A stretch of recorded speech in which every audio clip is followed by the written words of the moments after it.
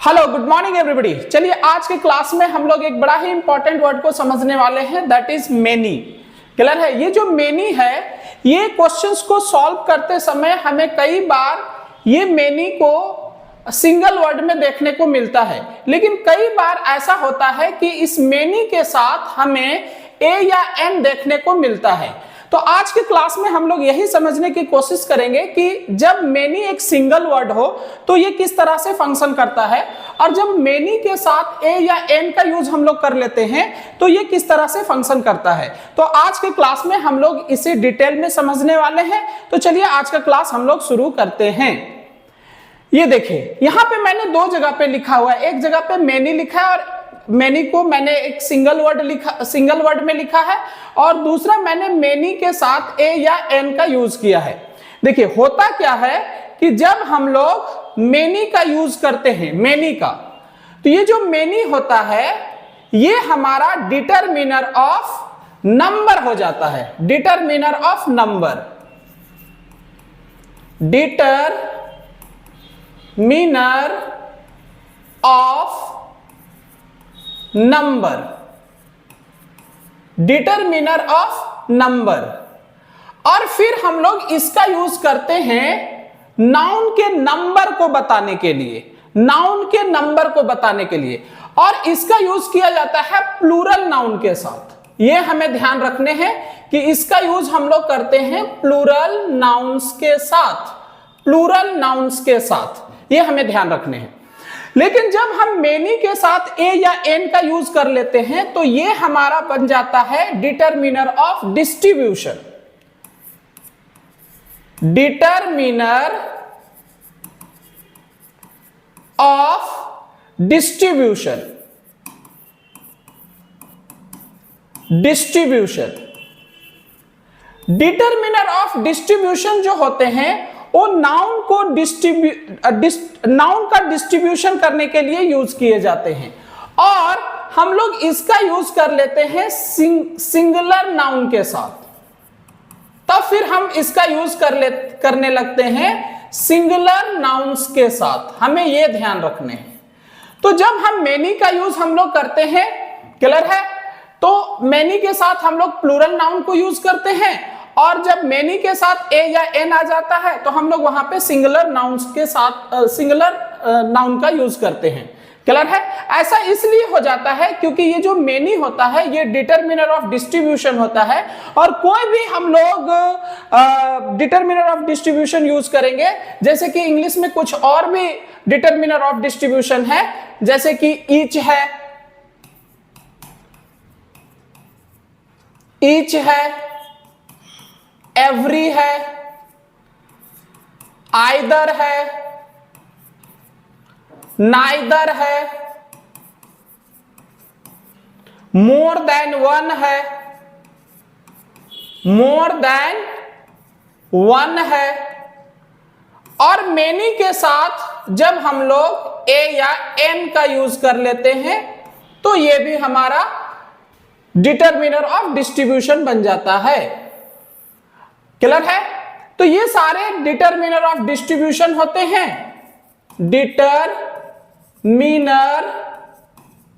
Of distribution.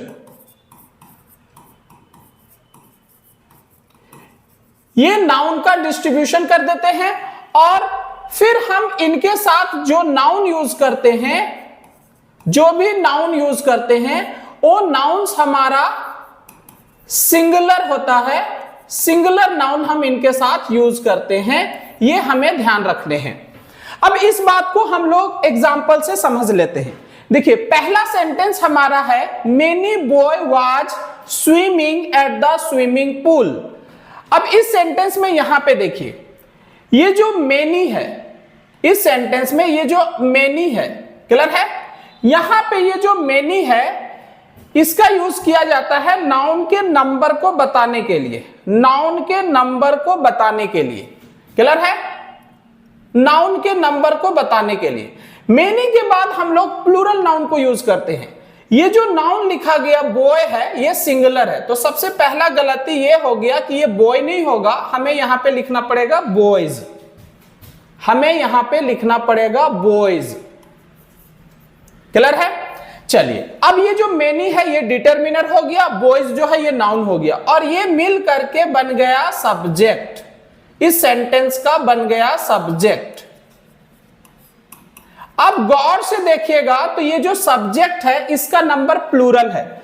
हम लोगों ने इससे पहले सब्जेक्ट वर्ब अग्रीमेंट वाले क्लास में हम लोगों ने सीखा था कि अगर सब्जेक्ट का नंबर सिंगुलर हो तो वर्ब हमें सिंगुलर लिखने हैं, लेकिन अगर सब्जेक्ट का नंबर हमारा प्लूरल हो तो हमें फिर वर्ब भी प्लूरल लिखने हैं।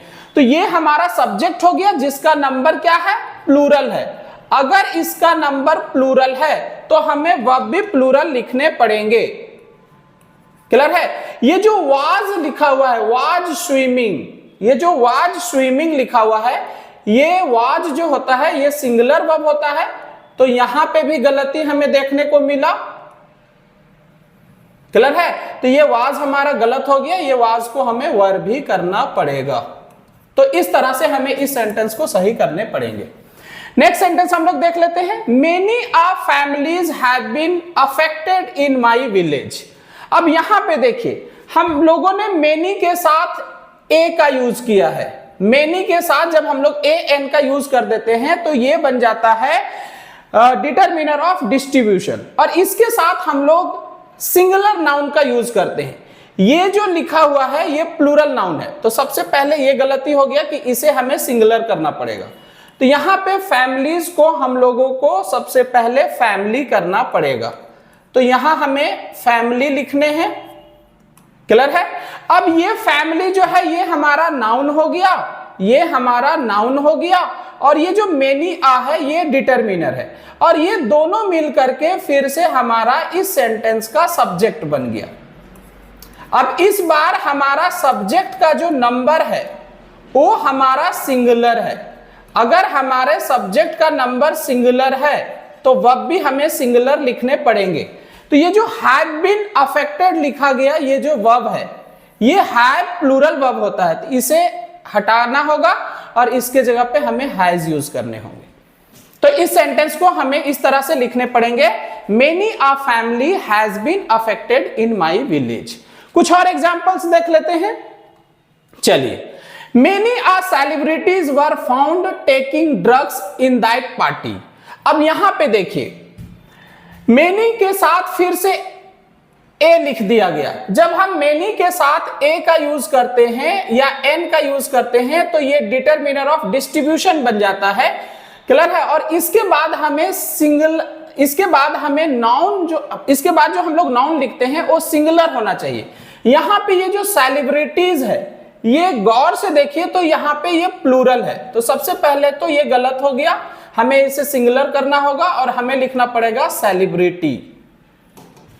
हमें यहां पे लिखना पड़ेगा सेलिब्रिटी।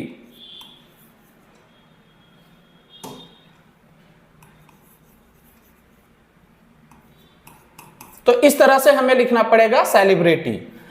अब ये जो सेलिब्रिटी ये हमारा नाउन है और ये डिटरमिनर है, और ये दोनों मिलकर के इस सेंटेंस का सब्जेक्ट बन गया। क्लियर है? ये एक नाउन फ्रेज बन गया जो कि एक सब्जेक्ट का काम कर रहा है।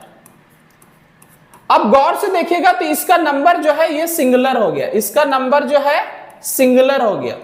अगर सब्जेक्ट का नंबर सिंगुलर हो जाए तो हमें वर्ब भी सिंगुलर लिखना होगा। ये जो वर है, वर फाउंड, ये जो वर्ब दिख रहा है, ये जो वर है ये प्लूरल होता है, तो ये गलत हो गया, हमें यहाँ पे वाज लिखना पड़ेगा। तो इस तरह से इस सेंटेंस को हमें सही करने पड़ेंगे। Many a celebrity was found taking drugs in that party. Next sentence देख लेते हैं। Many member has opposed the decision taken by the chief.